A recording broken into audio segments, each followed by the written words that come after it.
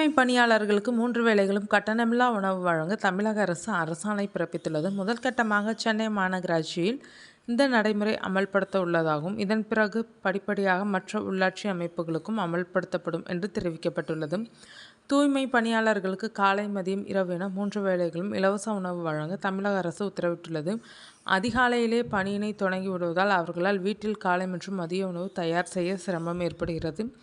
இதனை கருத்தில் கொண்ட தமிழக அரசு தூய்மை பணியாளர்களுக்கு 3 வேளைகளும் இலவச உணவு வழங்க தமிழ்நாடு அரசு ஆணை பிறப்பித்துள்ளது. இது தொடர்பாக தமிழக அரசு வெளியிட்டுள்ள அரசாணையில் கூறப்பட்டிருப்பதாவது: முதல்வர் ஸ்டாலின் தலைமையில் தலைமைச் செயலகத்தில் 14/8/2025 அன்று நடைபெற்ற அமைச்சரவை கூட்டம் முடிந்த பிறகு நிதித்துறை அமைச்சர் அவர்களால் வெளியிடப்பட்ட அறிவிப்புகளில் ஒன்றான தூய்மை பணியாளர்களுக்கு உணவு வழங்குவது குறித்து அறிவிப்பு. தூய்மை பணியாளர்கள் தங்களது பணியை அதிகாலையில் மேற்கொள்ள வேண்டிய சூழ்நிலையில் காலை உணவு சமைப்பதற்கும் அதை பணிபுரியும் இடத்திற்கு கொண்டு வந்து அருந்துவதற்கும் பல்வேறு பிரச்சனைகள் எதிர்கொண்டு வருகின்றனர்.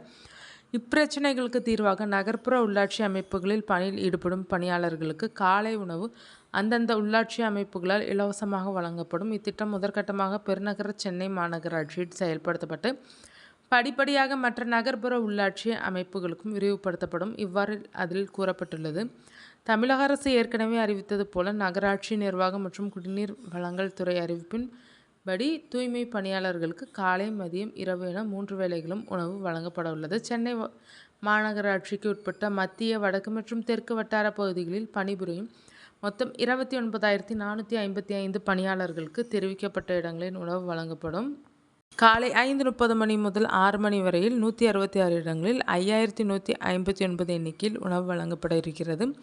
மதிய உணவானது 1:30 மணி முதல் 2 மணி வரையில் 285 இடங்களில் 22,886 எண்ணிக்கையிலான உணவு வழங்கப்பட உள்ளது. இரவு உணவு 9:30 மணி முதல் 10 மணி வரையிலும் வழங்கப்படும். இரவு உணவு 1,410 நபர்களுக்கு வழங்கப்படும். இந்த உணவுகள் அடுத்த 3 ஆண்டுகளுக்கு வழங்கப்பட உள்ளது. இதற்காக 186,94,22,969 ரூபாய் செலவிடப்பட உள்ளது.